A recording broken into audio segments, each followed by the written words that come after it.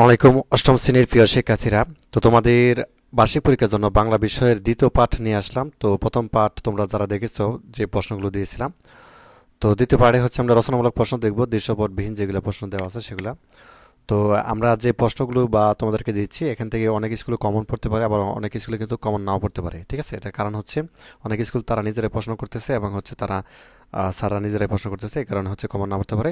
তো তোমার দেখলে এটা ধারণা হবে কি কি বিষয় আসলে পরীক্ষার মধ্যে আসবে, এ বিষয়ে একটা ধারণা থাকবে। ঠিক আছে, তো এখানে দেখো যে কোনো তিনটি প্রশ্ন উত্তর দিতে হবে রচনামূলক প্রশ্নে দৃশ্যপটবিহীনে।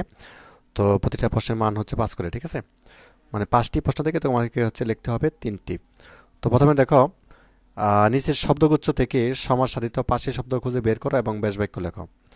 তো এখানে আমাদেরকে বলছে অনেকগুলো শব্দ দেওয়া আছে, তাই না? তো এখান থেকে আমাদেরকে বলছে যে সমাস সাধিত শব্দ অর্থ শব্দগুলো খুঁজে বের করতে এবং হচ্ছে সেগুলোর ব্যাস বাক্য কিন্তু লিখতে বলছে। ঠিক আছে, তো চলো 11 নম্বরের প্রশ্নের উত্তরটি আমরা দেখি।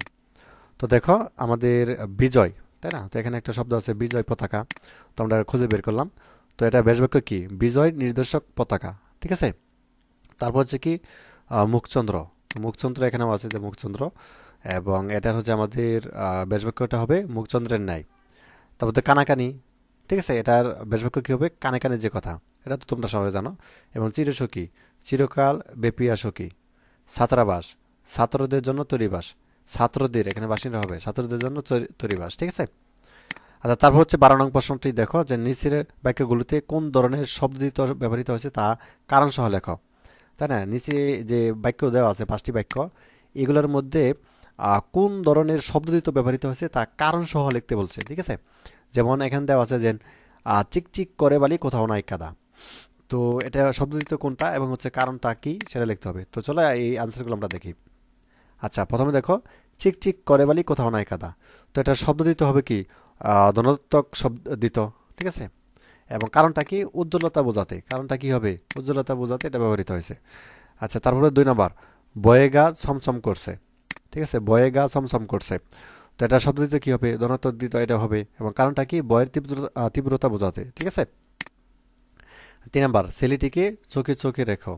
শব্দ দিতে কি হবে? পুনরাবৃত্তি। এখানে পুনরাবৃত্তি, এই যে চোখে চোখে দুইবার ব্যবহৃত হয়েছে না, তার মানে এটা কি? শব্দ দিতে কি হবে? আচ্ছা পুনরাবৃত্ত দিতে হবে। কারণটা কি? সতর্কতা বোঝাতে। মানে চোখে চোখে দুইবার কিন্তু বোঝাইছে, সতর্কতা বোঝাতে এটা ব্যবহৃত হয়েছে। আচ্ছা, লোকটি হনহন করে হেঁটে গেল, এটা দন্তক দিতে হবে। ঠিক আছে, কারণটা কি? দ্রুততা বোঝাতে। মানে হেঁটে গেল, এটা দ্রুততা বোঝাইছে না, দ্রুততা বোঝাতে। আচ্ছা 5 নম্বর, তাকে দেখতে নরম সরম মনে হলেও সে মানসিকভাবে এখানে খুবই হবে, খুবই শক্ত। এখানে ভুল করছে যে। আচ্ছা শব্দ দিতে কি হবে? অনুকার দিত। কারণটা কি? কোমলতা বোঝাতে। তো এই ছিল তোমাদের 5টি। তো তার হচ্ছে আমরা 13 নং দেখবো। আচ্ছা 13 দেখার আগে যারা অষ্টম শ্রেণীতে পরীক্ষা দিতেছ বার্ষিক পরীক্ষা, তো তোমাদের জন্য একটা সুখবর। তো আগামীকাল পর্যন্ত 28শে নভেম্বর পর্যন্ত তোমাদের হচ্ছে প্রি বুকিংটা চলবে। এটা করলে কি হবে? তুমি ডিসকাউন্ট পাবে। ডিসকাউন্ট মানে হচ্ছে পরবর্তী সময়ে তুমি এসিএস ফিচার স্কুল থেকে যত ধরনের কোর্স কিনো বা যাই করো না কেন, তো তোমাদের কিন্তু ডিসকাউন্ট পাবে। এবং ডিসকাউন্ট সাকসেসফুল তোমাদের কিন্তু এসএমএস এর মাধ্যমে 29শে নভেম্বর মধ্যে তোমাদেরকে পাঠিয়ে দেওয়া হবে। তো ষষ্ঠ থেকে দশম শ্রেণী পর্যন্ত চলতেছে। তো এই ভিডিওটির কমেন্টে, এই ভিডিওটির ডিসক্রিপশনে আমি লিঙ্কটা দিয়ে দিব, তুমি জাস্ট হচ্ছে লিঙ্কটার মধ্যে ক্লিক করবা। ঠিক আছে, তো লিঙ্কটার মধ্যে ক্লিক করলেই হবে, কমেন্টে যাবা, কমেন্টে গেলে হবে, ওই লিঙ্কে ক্লিক করবা, তোমাকে হচ্ছে এসএস ফিচার স্কুলে নিয়ে আসবে। তো যেহেতু তুমি এখন ক্লাস 8-এ পড়তেছ, তুমি হচ্ছে ক্লাস 9 সিলেক্ট করবা, যেহেতু তুমি 2025-এ 9-এ উঠবা। ঠিক আছে, তো এখানে ডেমো দেখো, ডেমো একটা ভিডিও আছে, এই ভিডিওটা অবশ্যই দেখে নিবা, তাহলে বিস্তারিতভাবে বুঝতে পারবা কী বিষয় আসয়, এবং প্রি বুক করতে পারবা এখান থেকেই। এই ডেমো ভিডিওটা দেখতে পারো। ঠিক আছে, তাহলে বুঝতে পারবো আসলে কী বিষয় এবং কী কী থাকতেছে, এবং যত ধরনের তোমাদের প্রশ্ন আছে এই কোর্স বা হচ্ছে বুকিংয়ের ব্যাপারে সব কিছু জানতে পারবা। ঠিক আছে, আর এখানে তোমাদের যে শিক্ষকরা যা পারা ক্লাস নেবেন বা হচ্ছে তোমাদের হ্যান্ড নোটগুলো দিবেন, যা যা করবেন সব কিছু কিন্তু এখানে রয়েছে। এবং বাম পাশে দেখতে পাচ্ছ শিক্ষক প্যানেল বা হচ্ছে লাইভ ক্লাসগুলো, অ্যাসাইনমেন্ট এবং প্রোগ্রেস ড্যাশবোর্ড রয়েছে। ঠিক আছে, কিউরিসিটি রয়েছে, কমিউনিটি অ্যান্ড ক্লাব রয়েছে। তো এখানে তোমাদের যত ধরনের কী কী বিষয় থাকতেছে, ক্লাস কী কী হবে, কোন কোন বিষয়ে, এবং যেহেতু তোমাদের সায়েন্স কমার্স আর্টস থাকবে আগামী বছরে, কাজে বুঝতেছো তোমাদের জন্য কতটুকু এটা উপযোগী। এবং তোমাদের কোনো প্রশ্ন থাকলে এখানে কিন্তু সাথে সাথে আনসার দেওয়া আছে। কুষ্টি কীভাবে কিনবো, কুষ্টি কবে থেকে শুরু হবে, 1 জানুয়ারি থেকে শুরু হতে যাচ্ছে, কুষ্টির রুটিন কীভাবে পাবো, কোনো ক্লাস যদি মিস হয় কীভাবে সেটা পাবো, ওটা কিন্তু রেকর্ড থাকবে, ঠিক আছে। আচ্ছা, প্রি বুক করতে এখানে তোমার লেখাই থাকবে প্রি বুক করো, এখানে জাস্ট ক্লিক করে একটা ফোন নাম্বার দেবা, যে কোনো একটা ফোন নাম্বার দিলে হবে।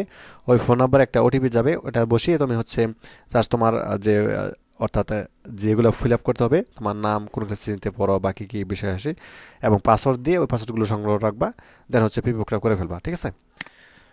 আচ্ছা, তারপরে হচ্ছে আমরা চলে যাই 13 নং প্রশ্নে, যে নিচের শব্দগুলো বানান শুদ্ধ করে লেখো।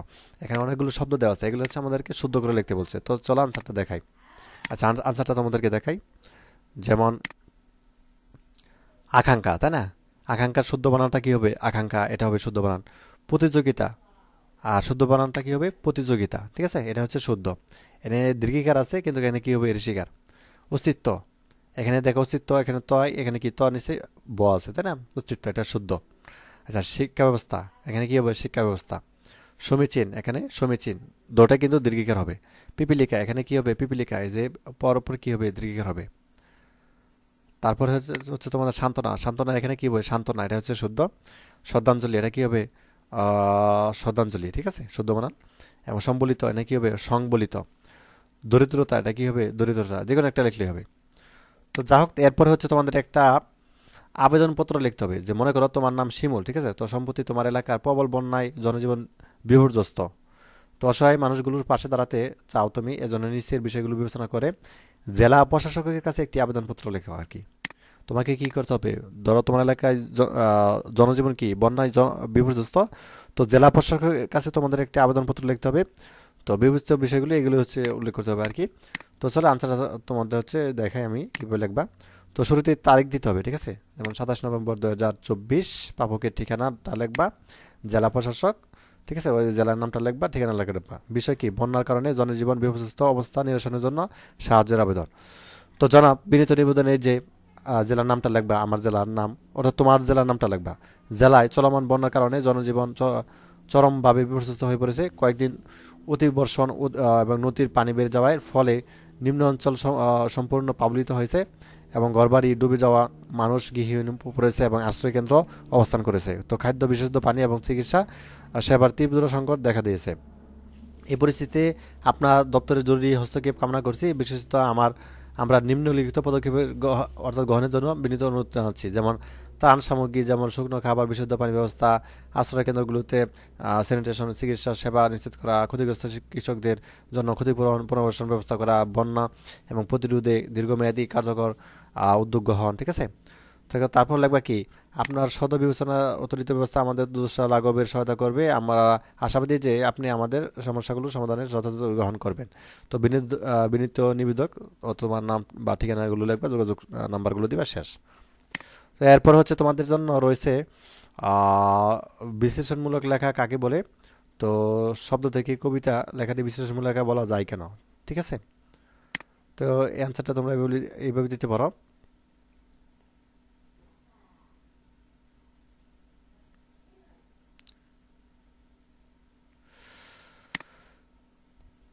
আচ্ছা, শব্দ থেকে খুব লেখাটি বিশেষণমূলক লেখা যায় কেন, এটা তুমি এভাবে লিখতে পারো যে শব্দ থেকে কবিতা রচনাটি তথ্য, যুক্তি এবং দৃষ্টান্ত উপস্থাপনের মাধ্যমে ধারাবাহিক বর্ণনা করা হয়েছে, যা বিশেষণমূলক লেখার অন্যতম বৈশিষ্ট্য, ঠিক আছে। তো বিশেষণমূলক লেখার বিষয়ের উপর প্রচারণা প্রতিক্রিয়ার থাকে, যা শব্দ থেকে কবিতা রচনাটিতে স্পষ্ট, এটাগুলো লিখে দিতে পারো। আর বিশেষণমূলক লেখা কাকে বলে, ওটা তোমাদের বইয়ের মধ্যে সংজ্ঞা আছে, সেখান থেকে শিখে নিতে পারো। তো এই ছিল আজকের মতো। ধন্যবাদ সবাইকে, ভিডিও দেখার জন্য। আল্লাহ।